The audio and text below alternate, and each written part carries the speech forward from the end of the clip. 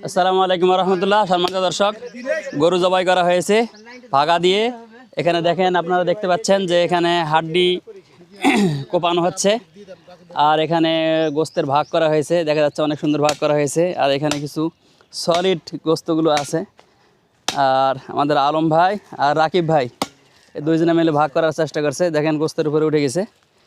আর যদি গোস্ত কম হয় তাহলে রাকিব ভাইয়ের ব্যবস্থা করে দেবে। আর এই যে দেখেন আমাদের মাইনুল মামা কীভাবে দেখে আছে, মানে গোস্ত কোনো দিক যাইতে দেবে না, রাকিব ভাই কি পকেটে ঢুকে এই জন্য একদম ভালো করে দেখে আছে আর কি। তো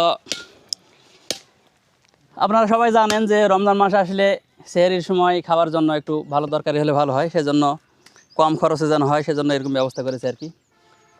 তো আবার পরে আমরা আরও জানাবো যে কীরকম কী হলো আর কতখানি মাংস হলো সেটা জানাবো। আপনারা এই যে দেখতে পাচ্ছেন হাড্ডিগুলো সুন্দরভাবে কোপানো হচ্ছে। উনি একজন অভিজ্ঞ মানুষ, সে কারণে দেখেন হাড্ডিগুলো খুব সুন্দরভাবে ছোট ছোট পিস হয়েছে। আমরা কিন্তু করলে অনেক সময় হাড্ডিগুলো মানে অন্যরকম হয়ে যায়, ভাঙ্গাচুরা হয়ে যায়। এখানে ওনার সুন্দরভাবে হচ্ছে, কারণ উনি এই কাজটা করেন আর কি। তো এই ছিল মোটামুটি, আরও জানাবো আপনাদেরকে ইনশাআল্লাহ।